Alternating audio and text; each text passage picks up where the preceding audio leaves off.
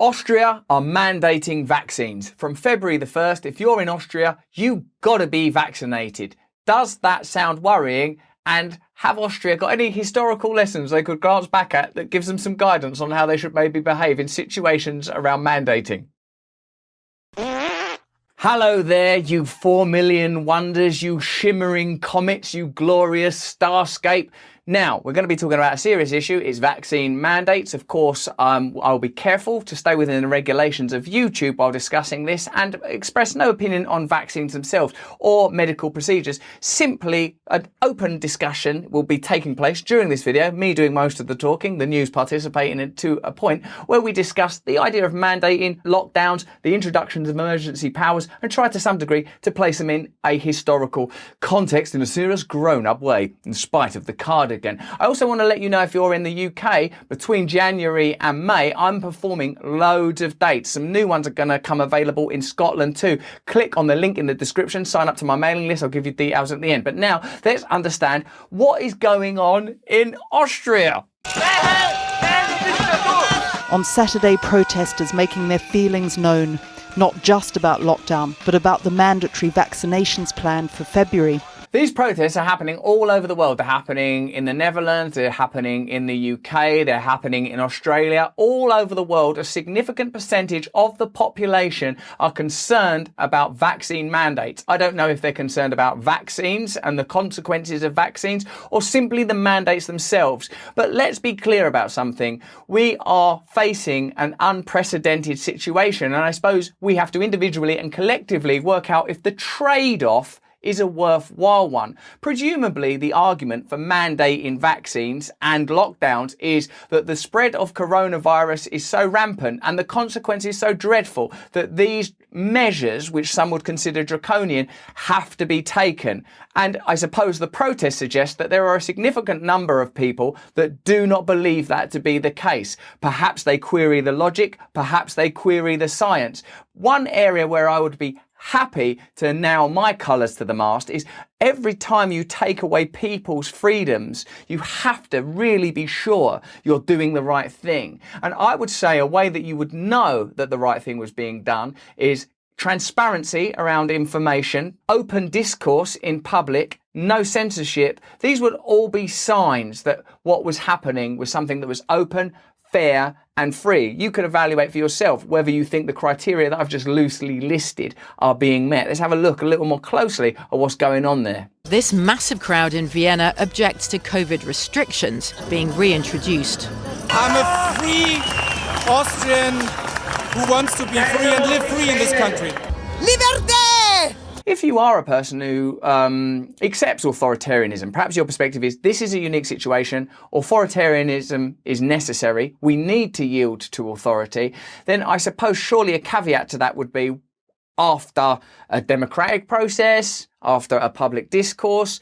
Otherwise, I suppose what we're saying is we don't want democracy anymore, not in regard to this issue. We want authoritarianism. And if that is your position, I suppose I respect your position, my concern would be that at some point that authoritarianism will find application elsewhere. We know that the virus is there, but we leave it to people to decide whether or not to be vaccinated. I came to give my opinion about freedom of expression and individual choice, and really to be able to respect everyone's choices. I suppose my own reflective, speculative concerns are based on my observations of how power has behaved previously around, for example, the Cold War, terrorism, and less blatantly but still observably, potential biochemical warfare. If you watch Adam Curtis's documentary, The Power of Nightmares, you can see how the threat of the Cold War was used to create a degree of social compliance during the 50s, 60s, 70s, and how the war against terror similarly was used to usher in new legislation. All of these things are pretty easy to observe. More latterly, biochemical warfare was used to tentatively explore areas of regulation. So the idea of a kind of war against germs or a war against COVID type mentality where non-compliance is seen as disruptive, for me is certainly cause for inquiry and question. Anything that seems like it's restricting human freedom without sufficient evidence that that this is the only course, the best course, the necessary course, and that there is a consensus around that, would perhaps be cause for concern. But even those who have taken the jab are sometimes suspicious. When we're saying that it's 95% effective at the beginning, we're seeing that's definitely not the case now. We're saying no more lockdowns, yet we're in lockdowns now. How can we really trust the information that's being given to us at the moment?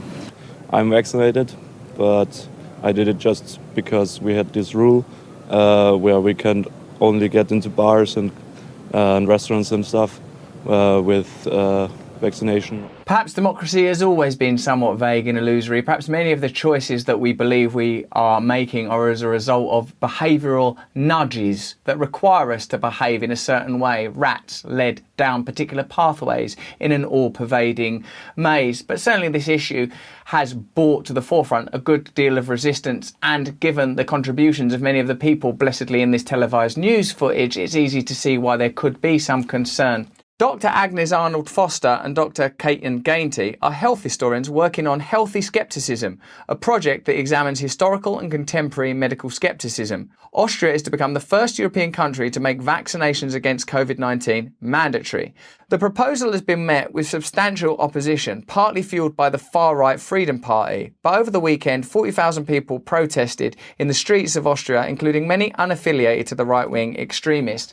As a person that's attended a good many protests in my lifetime, I've always noticed more extreme contingents included within the broader, less politically specific component of the protest. I think it's inevitable that extremists from the left, the right, from all over the place will attend protest movements, because protest movements are one of the ways that change can come about. And just because there is a component of a protest that is far right, far left, far anything, that oughtn't delegitimize the entire movement, particularly if something is very well attended, as seems to be the case in these multinational protest movements, because by virtue of their ubiquity, there is a good deal of concern. And sometimes I feel that the reporting on the extremist faction is a way of delegitimizing the entire movement. Opposition has been framed in terms of medical ethics, bodily autonomy, and resistance to an overly interventionist state power. This is a politically risky decision. History reveals significant problems with compulsory vaccinations. Indeed, there's plenty of evidence to suggest that mandates increase hesitancy rather than reduce it. In 1853, the English government made smallpox vaccination compulsory. As in Austria today, this new policy was met with widespread protest. It kick-started a concerted and coordinated anti-vaccination movement that spread across the globe. The irony. There's no vaccine for the human spirit, baby. There were riots in several industrial English towns like Leicester, and new anti-vaccination leagues were established. These leagues published pamphlets and held rallies and communicated with kindred spirits abroad. The Anti-Vaccination Society of America was founded in 1879 following a visit by leading British anti-vaccinationist William Tebb.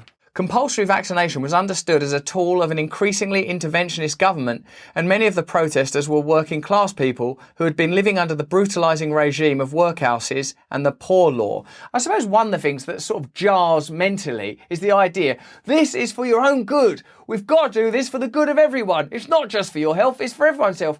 Where was this mentality when these people are starving to death on the street? Where was this mentality when people were losing their homes and houses? Where was this mentality with the quantitative easing of 2008? It's difficult to trust the ideas behind it, the stated ideals, because it jars with historical resonance and what we've observed happening. Oh yeah, they're just this, the government. You know, those guys who always do what's best for you. Yeah, well, this must be what's best. Who are they working in league with? It's not anyone with a bad history of having to do payouts, is it? No. Hold on a minute, it says it's pharmaceutical companies. In 1898, the British Parliament passed an act to allow parents to opt out of the compulsory system, and the legislation was expanded in 1907. Since then, and in contrast to many other Western nations, Britain has avoided vaccine mandates entirely. Indeed, though, you can make a convincing case that Britain was the birthplace of the 19th century global anti-vaccination movement. In the 20th century, vaccines became unusually popular in the UK. This change was neither linear nor straightforward, but concerted campaigns on behalf of an increasingly respected respected, well-resourced and trusted welfare state and scientific community transformed controversial routine vaccinations into commonplace medical interventions. I suppose that's a good way of understanding how people react to coercion and mandating. If what you have is a state or a set of infrastructural agencies that are seen as benevolent because it's clear that their intention is service and help, for example, the National Health Service in our country, the United Kingdom, is generally regarded with a great deal of positivity because whenever you go there, you see that everyone's really lovely and kind and trying their best. But if there is this sort of bureaucratic, technocratic push in league with corporations, it's not so easy to go, oh, well, this is clearly motivated by benevolence and altruism. We know them by their fruits. At this stage of the pandemic, Austria, along with other nations, has already vaccinated those who will do so voluntarily. We know from both historical data and more recent experience that at least some of those who remain are likely to have deep-seated suspicions of both public health systems and the state, often born of experiences of marginalisation and memories of abuse and exploitation. Vaccine mandates will do nothing to ameliorate these concerns. Indeed, they are more likely to exacerbate them. Ultimately, history cannot predict whether Austria's new vaccine mandate will succeed in achieving a higher national vaccination rate, but it does suggest that such mandates must be approached with great caution. Government compulsion does not always achieve increased vaccine uptake, and when it does, it can come at the expense of trust and social inclusion.